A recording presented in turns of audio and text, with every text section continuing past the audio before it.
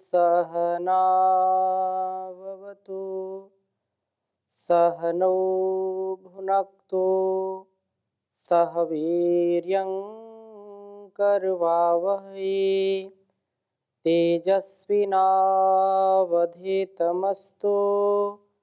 मा विद्विषावहै।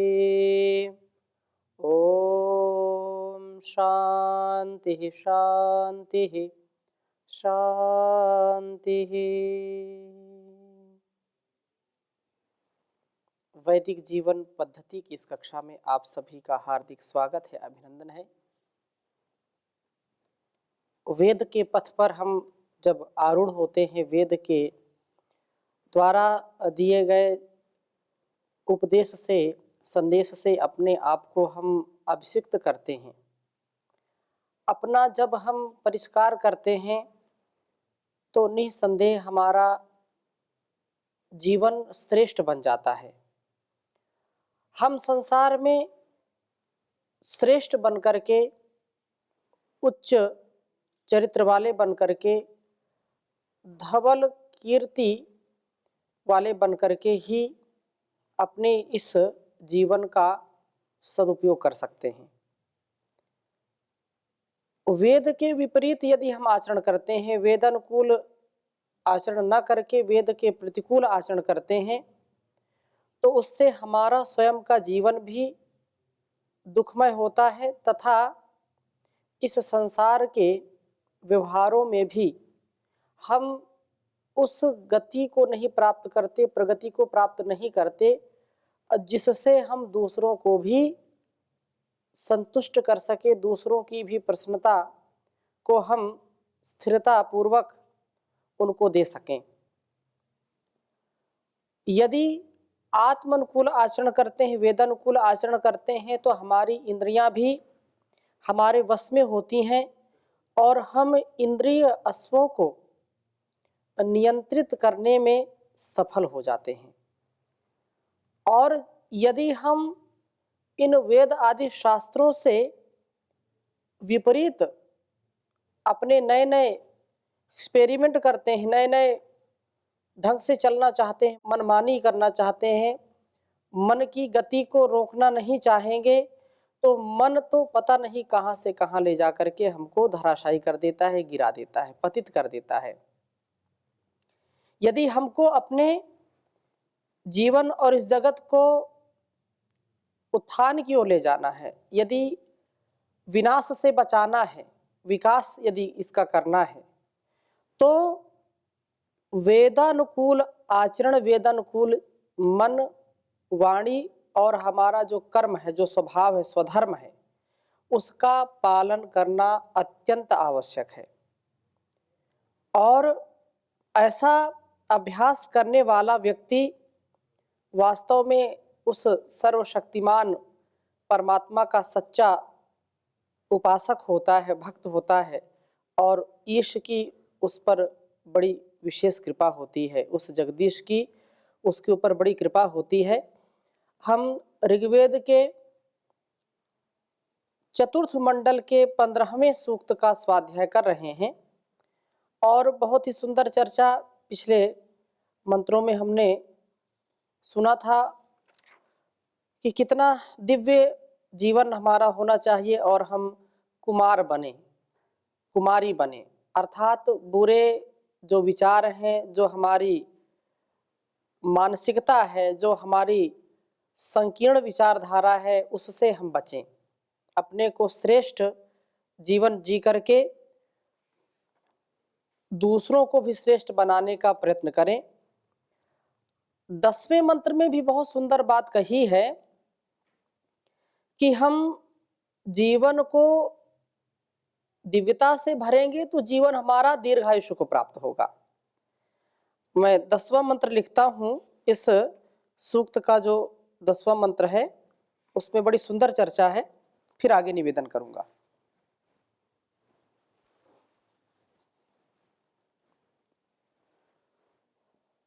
ओम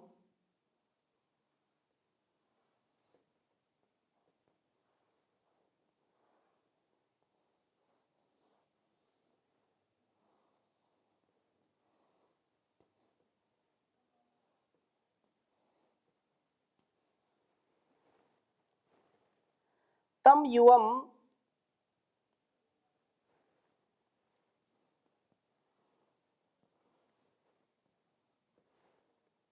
युवम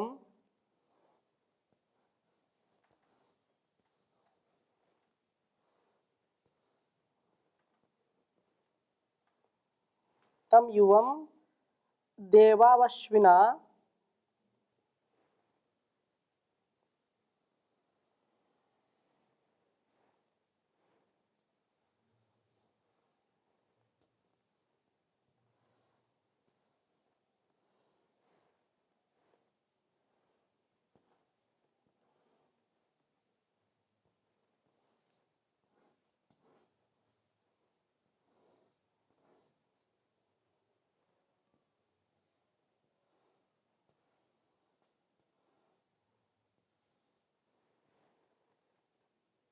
कुमारम साहदेव्यम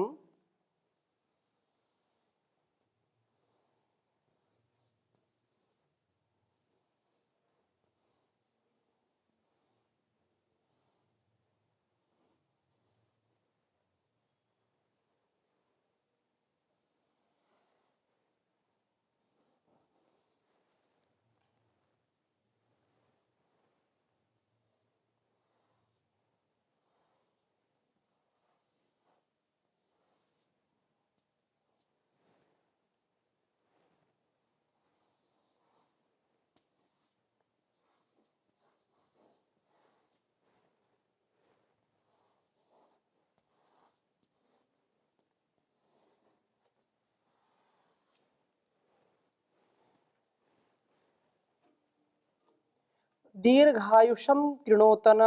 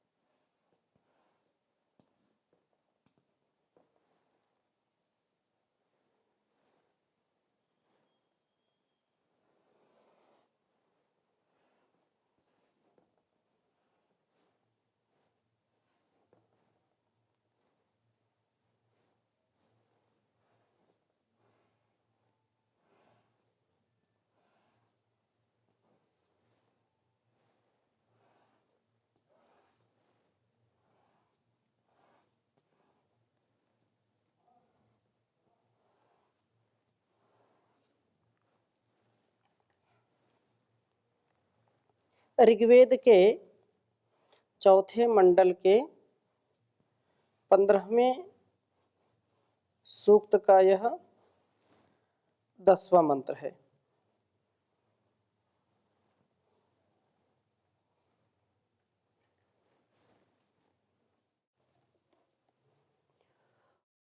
ओम तम युवम देवावश्विना कुमारम साहदेव्यम दीर्घायुषम कृणोतना। ओम तम युवम देवाश्विना युकुमारम साहदेव्यम दीर्घायुषम कृणोतना। तम युवम देवावश्विना कुमारम साहदेव्यम दीर्घायुषम कृणोतना। बहुत ही सारगर्भित भाव है इस वेद मंत्र का। कहा कि हे देवौ, प्रकाशमय व ज्ञान वृद्धि के कारणभूत अथवा रोगों को जीतने की कामना वाले दिव विजिगीषा अश्विनौ प्राणापानौ। इसके पहले मंत्र में ये बात कही थी कि जो प्राण साधना करता है, प्राण साधना से हम अपनी बुराइयों को दूर करने में सफल हो जाते हैं। प्राण साधना करने से हमारा मन भी, हमारी इंद्रियां भी हमारे वश में होती हैं। हम कुमार्ग से बच जाते हैं, गलत रास्ते में जाने से बच जाते हैं। इसलिए हमारे ऋषि मुनियों ने योग की बड़ी महिमा गाई है। योग किसी भी काल में, किसी भी हाल में, किसी भी संकीर्ण विचारधारा से युक्त नहीं है, अपितु इन सारी सीमाओं से और जो स्वार्थपरता है उससे बिल्कुल मुक्त है। प्राणी मात्र के लिए, मनुष्य मात्र के लिए योग साधना उसके सभी प्रकार के सुखों का, सभी प्रकार के ऐश्वर्यों का, आनंद का, परमानंद का परम साधन है। इसलिए प्राण विद्या, योग विद्या आज पूरे संसार में परम पूज्य श्री स्वामी जी महाराज, परम पूज्य आचार्य श्री जी के पावन पुरुषार्थ से, उत्साह से, उनके तप से, जो ऋषियों की परंपरा थी, जो ऋषियों का ज्ञान था, आज वो हरिद्वार से हर द्वार तक, घर घर योग की अलख जग रही है। तो प्राण साधना केवल एक योगी का ही या एक तपस्वी का ही, एक सन्यासी का ही कर्तव्य जिसको लोग मानते थे, बिल्कुल ऐसा नहीं है। घर घर में हर व्यक्ति का यह उत्थान करने वाला परम साधन है, छोटे बच्चों से लेकर के बड़ों तक का। और संसार में, समाज में, राष्ट्र में, घर परिवार में सामंजस्य से युक्त, सहिष्णुता से युक्त, परस्परता और विनम्रता से युक्त होकर के जीवन जीने का यदि हम आसरा चाहते हैं, दिव्यता से, भव्यता से अपने जीवन को परिपूर्ण करना चाहते हैं, दीर्घायुष्य को प्राप्त करना चाहते हैं, सोम का रक्षण अपने जीवन में हम करना चाहते हैं, अपने आप को बलशाली बनाना चाहते हैं, बुद्धिमान, शक्तिमान, प्रज्ञावान, धनवान, बलवान बनाना चाहते हैं, तो योग साधना परम आवश्यक है उसके लिए। इंद्रियों पर विजय प्राप्त हमको करना है, इंद्रिय जित बनना है, तो उसके लिए परम आवश्यक है योगाभ्यास।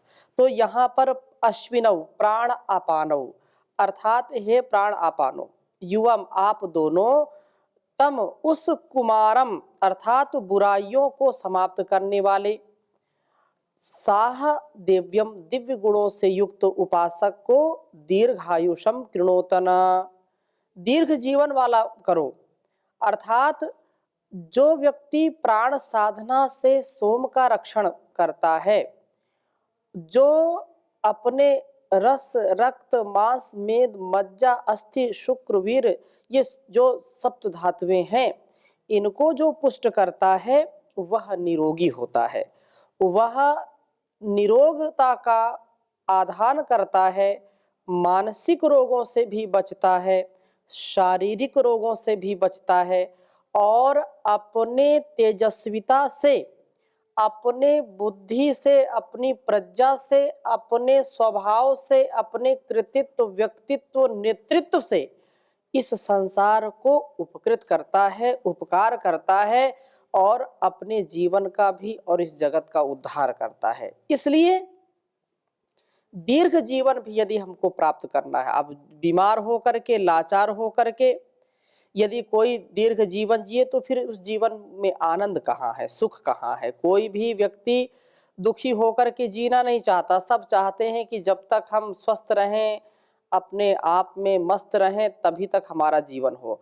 और दुख से परिपूर्ण, क्लेश से, कष्ट से, पीड़ाओं से युक्त जीवन कोई नहीं जीना चाहता, मुक्त रह करके जीवन जीना चाहते हैं।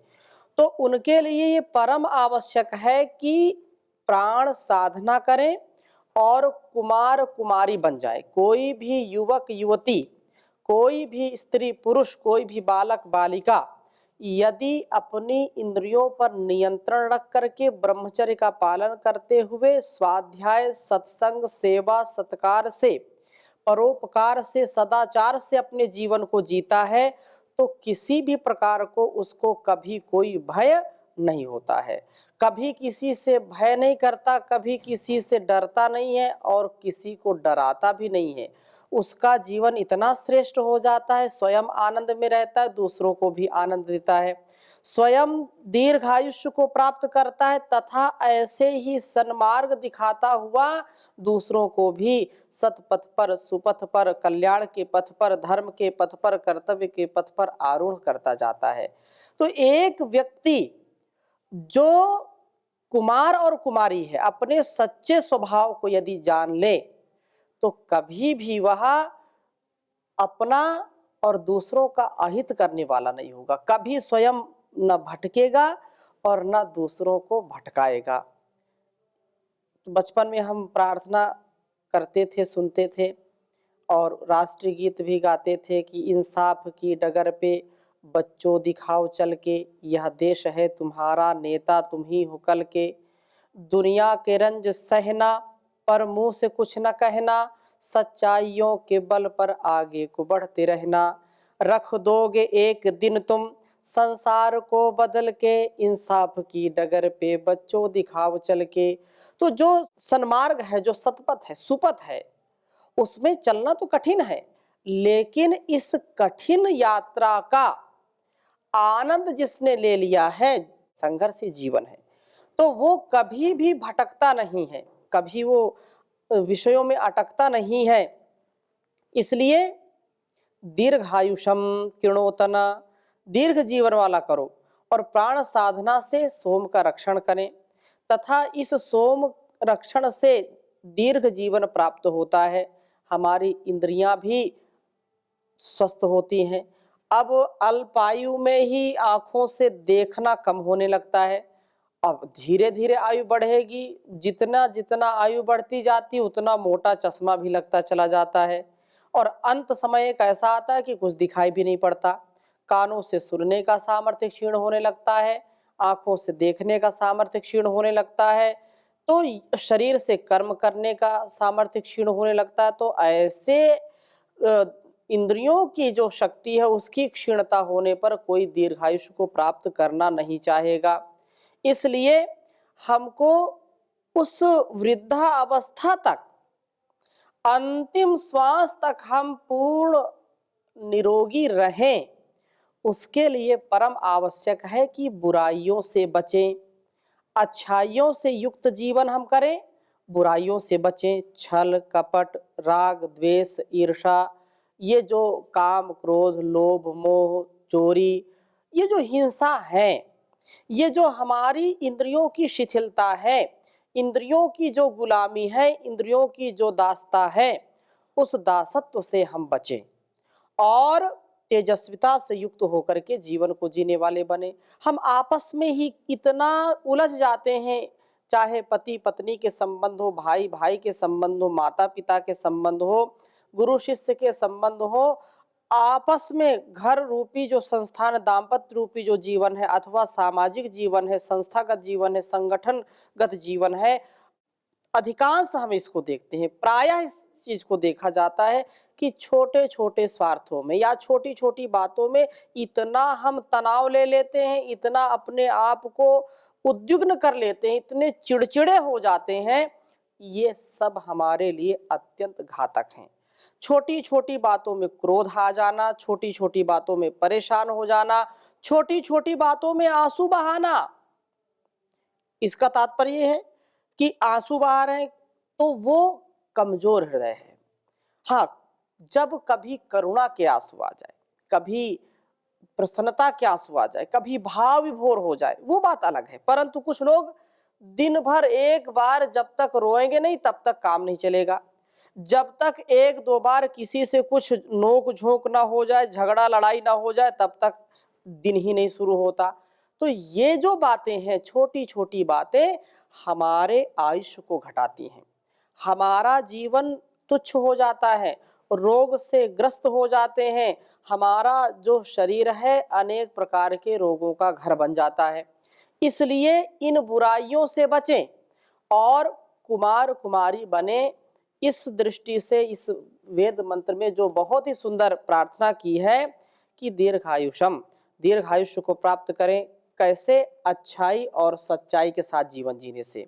इसलिए प्राण साधना से बुराइयां नष्ट होती हैं। जैसे धातुएं, सोना चांदी लोहा या जो भी हैं, इनको अग्नि में डालते हैं, तपाते हैं, तो इनके मल नष्ट हो जाते हैं, इनके विकार नष्ट हो जाते हैं और ये पुनः नए हो जाते हैं, बिल्कुल जितना सोने को हम अग्नि में तपाते हैं कुंदन बनता चला जाता है। ऐसे ही प्राण साधना करने वाला व्यक्ति जो योग साधना करता है वह पूर्ण रूप से निर्मल रहता है। कभी भी उसको कोई भी अपवित्रता अशुचिता कभी उसको अपने जाल में नहीं फंसा सकती। वो कभी भी अपवित्र नहीं होता। वो अग्नि में जैसे भट्टी में लोहा तपता है, सोना तपता है तो और चमक जाता है, ऐसे ही प्राण साधना से, प्राणायाम करने से, योग करने से व्यक्ति का आंतरिक और बाह्य दोनों प्रकार का जो है आरोग्य मिलता है। मानसिक और शारीरिक आरोग्य मिलता है, बुराइयों से बच जाता है, अच्छाइयाँ प्राप्त होती हैं और अच्छाई सच्चाई के साथ जो जीवन जीता है उसको दीर्घ आयु प्राप्त होती है।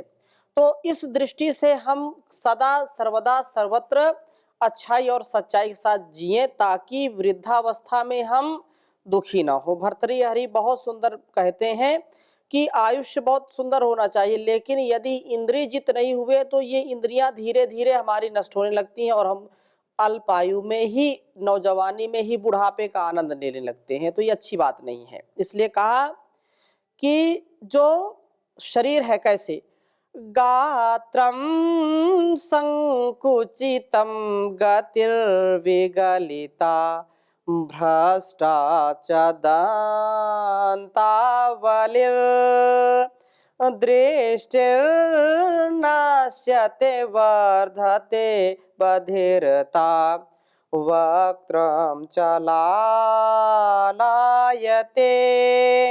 वाक्यम नाद्रियते च बांधव जनो भार्या न शुश्रूषते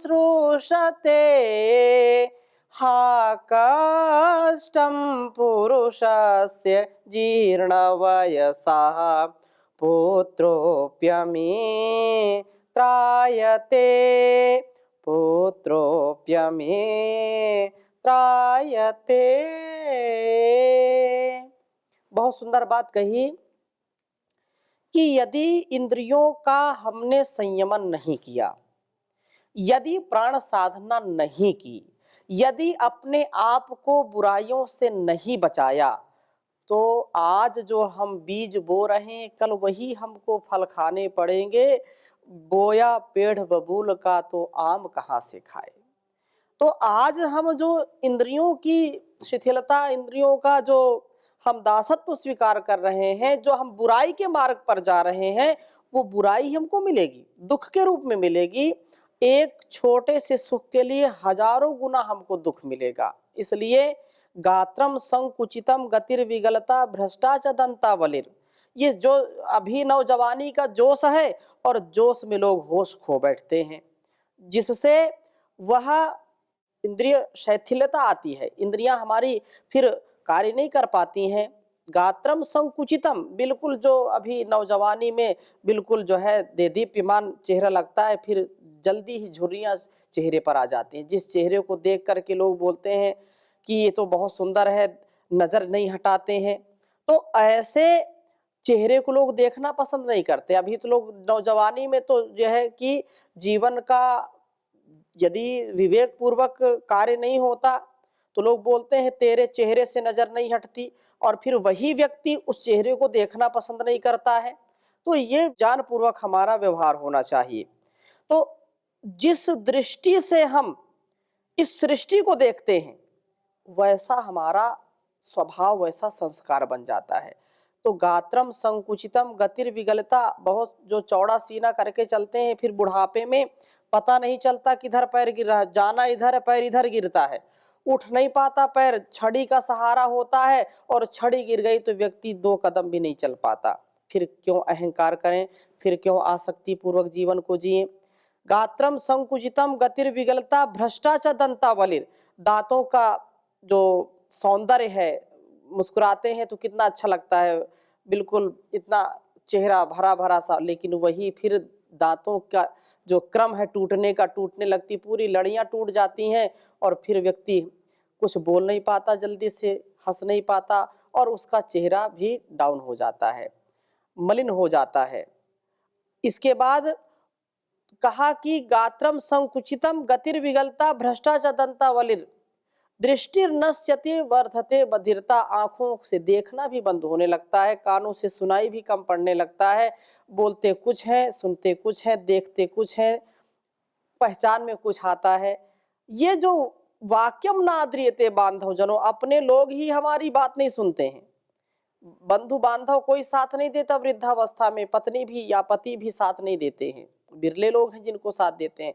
अपनी संतान भी धोखा दे जाती है, अपनी संतान भी मित्रवत व्यवहार करना चाहिए, वो शत्रुवत व्यवहार करता है। इसलिए वेद मंत्र का आशय है कि अपने आप को बुराई से हम बचाएं और अच्छाई सच्चाई के साथ सात्विक जीवन जीने वाले बने, जिससे हम सदा नूतन और नवीन संस्करण से युक्त होकर के, अर्थात तेजस्विता से उत्साह से युक्त होकर के जीवन जीने वाले बने। और उत्साह में जो रहता है उसका जीवन बहुत दीर्घ आयुष्य को प्राप्त होता है। तो इन्हीं शुभ भावों के साथ आज की कक्षा को यहीं पर विराम देते हैं। शेष चर्चा अगली कक्षा में करेंगे। ओम शांति शांति शांति।